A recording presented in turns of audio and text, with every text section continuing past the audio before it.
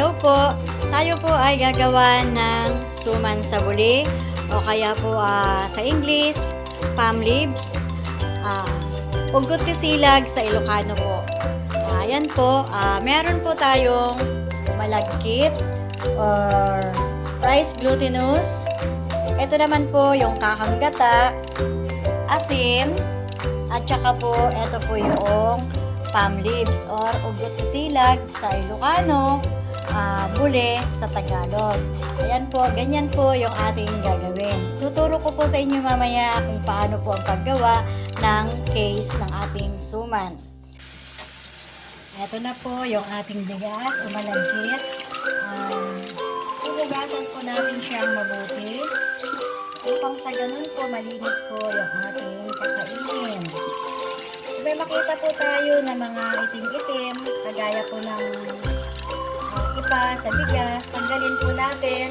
At hindi rin po natin maiwasan na meron din po naihahalong maliliit na bato dahil nga kapag nagbibilad yung mga magsasaka, syempre po yung pagbibilaran, meron din po ng mga natitira na bato-bato kahit po ginawa sa nila yung kanilang bilaran.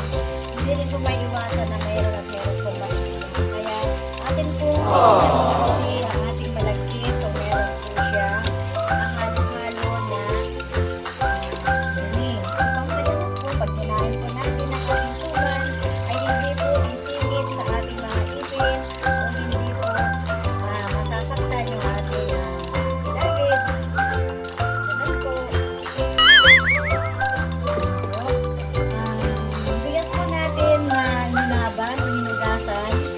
babad po muna natin siya ng 5 oras. So, pang sa ganun po, pag niluto na po natin siya, ay pantay-pantay po yung kanyang pagkakalambot.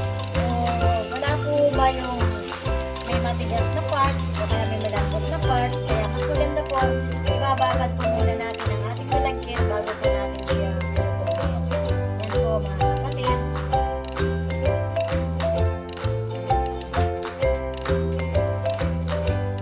Meron na po siyang 5 hours na nakabalik. 5, 4, 3, 2, 1.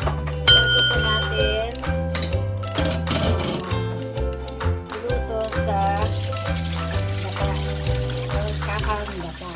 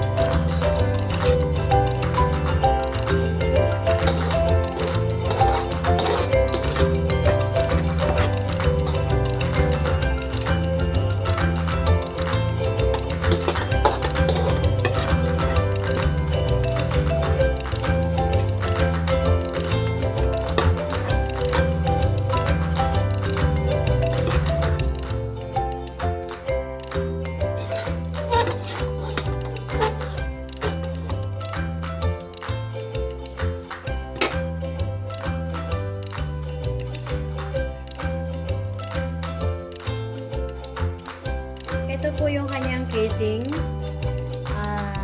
Buli po ito. Dahon ng buli. At ituturo ko po sa inyo kung paano pong gumawa ng casing. Ayan po. Ipo-fold po natin siya ng mga 1/8. Ganun po. And then, ipo-fold po natin siya ng paganon. Then, tutupi po natin siya ng paganyan. Ayan po. Tapos, unatin natin ng ganon para po wala siyang magiging